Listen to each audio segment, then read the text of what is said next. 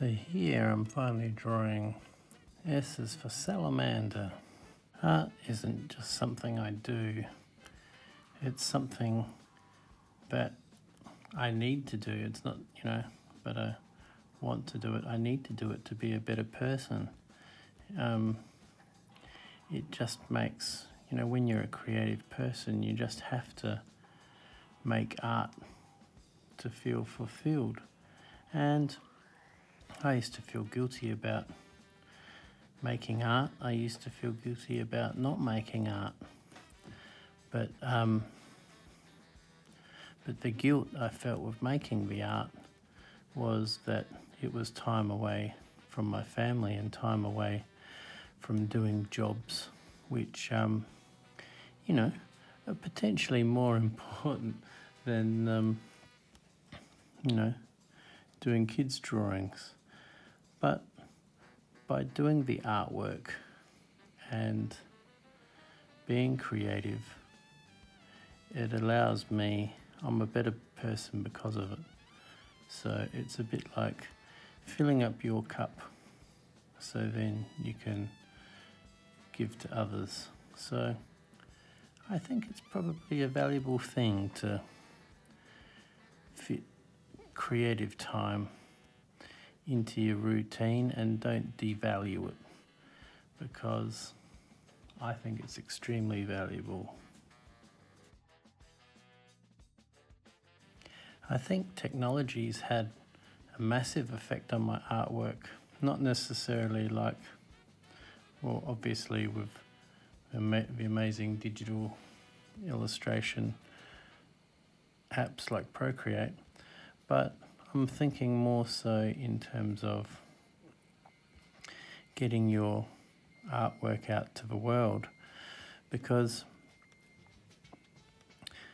most artists, the last thing they want to do is share behind the scenes and show what they're doing and market themselves. But that's what this technology has been able to kind of do for me. For instance, like I'm shooting this video while I'm drawing, so I'm not only drawing and doing the text for my book, but I'll be uploading a video to YouTube for the illustration of my S is for Salamander for my kids' book. And that will be one big video on YouTube.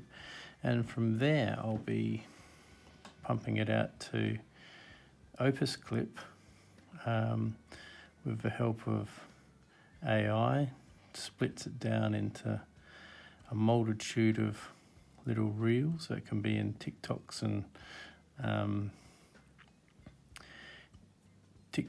and Reels and YouTube Shorts, and gives them a title, gives them hashtags, gives them a description. You can schedule it out from there. I mean, technology is amazing in that respect. Also, technology is amazing in terms of self-publishing, because now these books that I've created and we've done through Elijah and Crumpet, we've been able to self-publish, which is an amazing thing. And all of my artwork, like my wall art, my t-shirts, socks, all those things are all print on demand. And the good thing about that, me being environmentally friendly and all, or trying to be as much as I can, they print as close to the location as possible, so they're not tracking the product halfway around the world. So technology is a massive thing, really. And just doing the podcast recently, I've got 2 podcasts now in the can, and I was able to get that up to YouTube, get that across to Opus Clip, clip it into 7 or so good shorts to share out on social media. And also, I find it amazing, for Opus Clips is some of the times the audio hasn't been what you would call very clean, and it just takes out the background noise completely. I've even, when I was mucking around with some of my clips, older clips from YouTube, is that I was able to bring in a video which had music in the background, and the AI sound enhancer would actually take the music out of a video and just leave the dialogue perfectly crystal clear. So pretty amazing, really.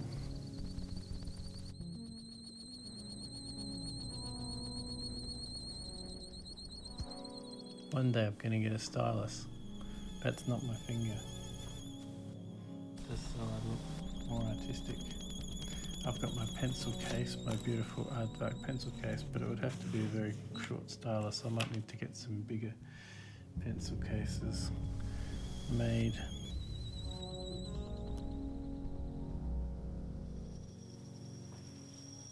Probably good for a small mobile phone or something like that. Small mobile phones are coming back in vogue. So the thing with the background of fire, I mean, these are called the fire salamanders. You know, they're highly poisonous. Who would have thought they got toxic skin?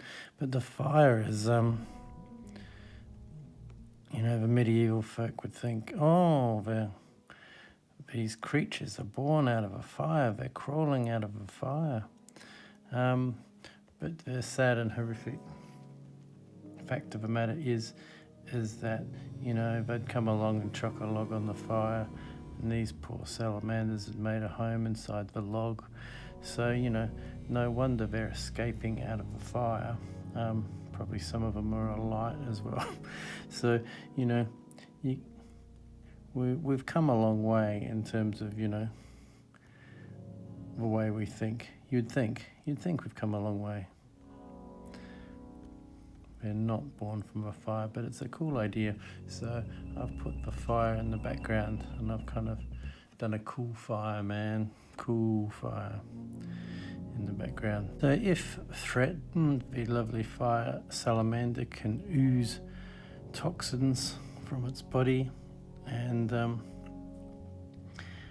forget what they're called, but they can cause high blood pressure, amongst other things. So, you know, if you see something, you know, that's been touched by nature's highlighter pen, it's kind of like saying, mate, don't come anywhere near me, or I'll give you high blood pressure, mate. And the fire salamander, I've just put it under S's for salamander, because it fits with my uncommon animals of the alphabet. I've been known to live to 50 years or more in captivity, so you might want to think twice if you think, you know, having a toxic, beautifully coloured creature as a pet, because, you know, you got to work out how much longer you've got. They might outlive you. So I think I can pretty much relate to the fire salamander. They're one of nature's introverts. They come out in the dark when it's damp, and, you know, only come out when it's rain. They're only happy when it rains. So kind of me too. I love it when it rains. I love a good storm.